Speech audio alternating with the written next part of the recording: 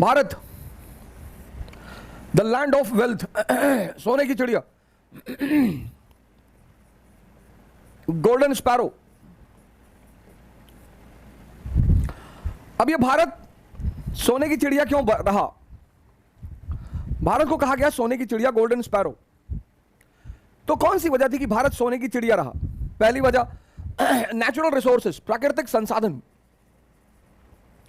Natural resources, natural resources, प्राकृतिक संसाधन, fertile plain, mines,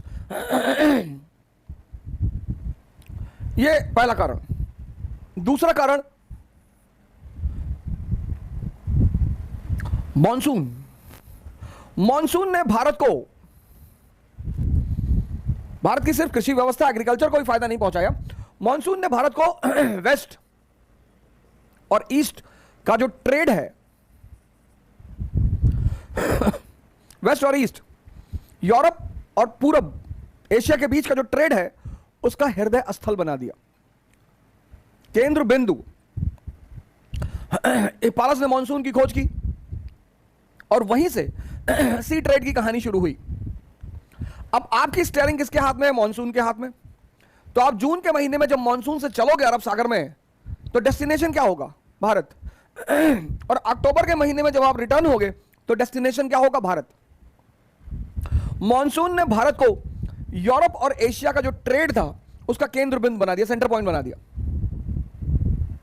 इसलिए आप देखोगे जैसे ही मॉनसून की खोज हुई वैसे ही दक्कन में राज्य की स्थापना भी हुई।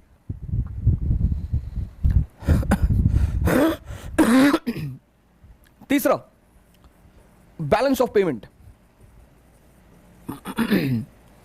भुगतान संतुलन। बैलेंस ऑफ पेमेंट भारत के पक्ष में रहा। मैक्सिमम एक्सपोर्ट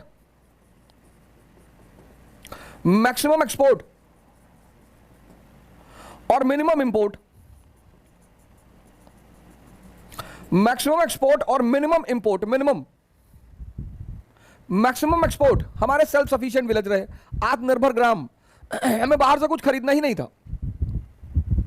दो चीजें जो बाहर से विशेषकर आती थी वो भी शाही वर्ग के लिए, एक तो घोड़े आते थे और दूसरा शराब। तो भुगतान संतुलन भारत के पक्ष में रहा, बैलेंस ऑफ पेमेंट भारत के पक्ष में रहा। इन तीन चीजों ने भारत को सोने और चांदी का सिंक बना दिया और इसीलिए भारत को सोने की चिड़िया कहा गया।